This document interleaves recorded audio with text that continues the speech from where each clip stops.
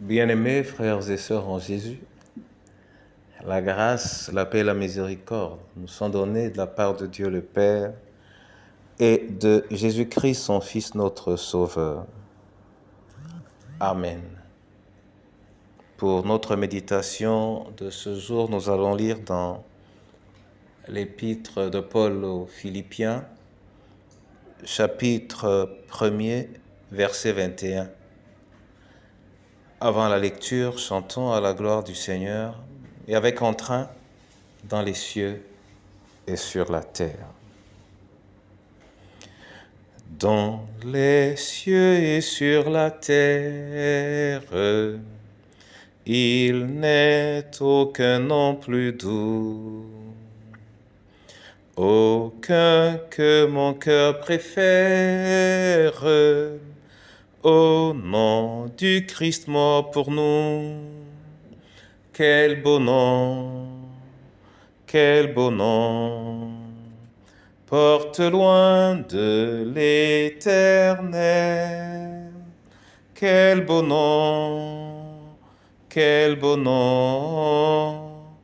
que celui d'Emmanuel.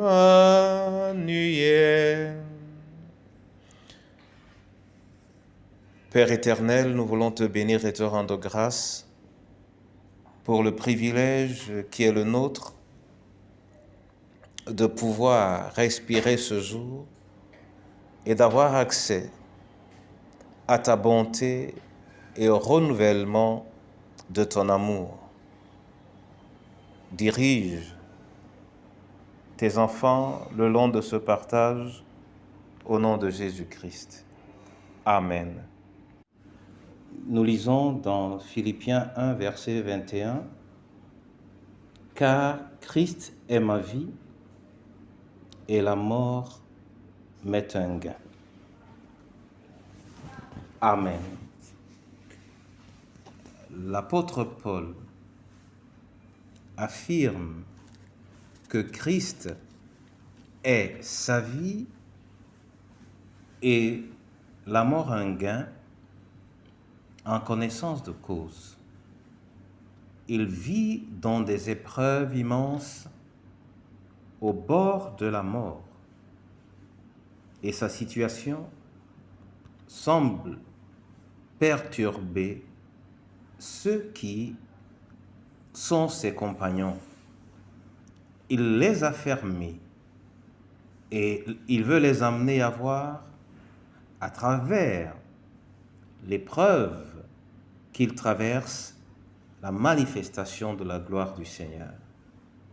C'est pourquoi il peut, à ce niveau de développement, dire « Christ est ma vie et la mort m'est un gain ». Mais ceci doit pouvoir être le chant de chaque chrétien. Christ est ma vie. Christ est ma vie. Ceci suppose que ma vie n'a de sens qu'en Christ.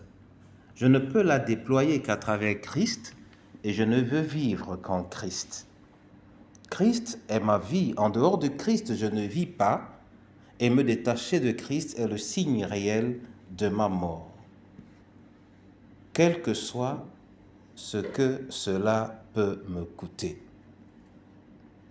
C'est pourquoi la mort va être un gain lorsque nous la recevons au bout de notre marche enracinée en Jésus-Christ seul. Oh, pourquoi nos cœurs ne pourraient-ils pas exprimer la même réalité, chanter le même cantique au vu de la multiplicité des épreuves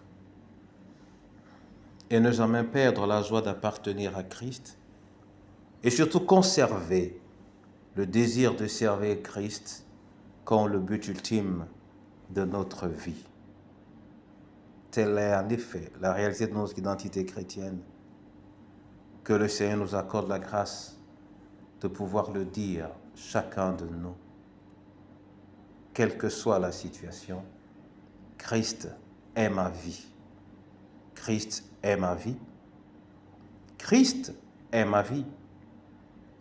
Même la mort ne peut que me pousser à le crier aussi fort que possible. Amen. Seigneur, je veux te bénir et te rendre grâce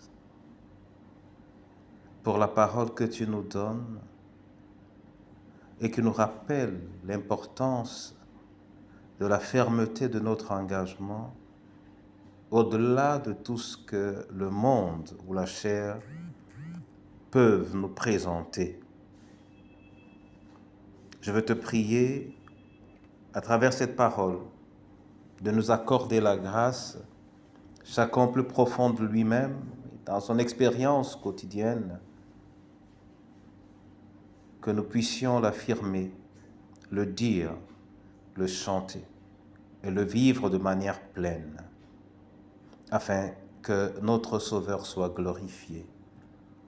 Oh oui, que cela soit la parole du veuf, de la veuve et de l'orphelin, du prisonnier qui t'appartient, du malade qui a besoin de toi, ou de toute famille qui t'invoque d'un cœur sincère.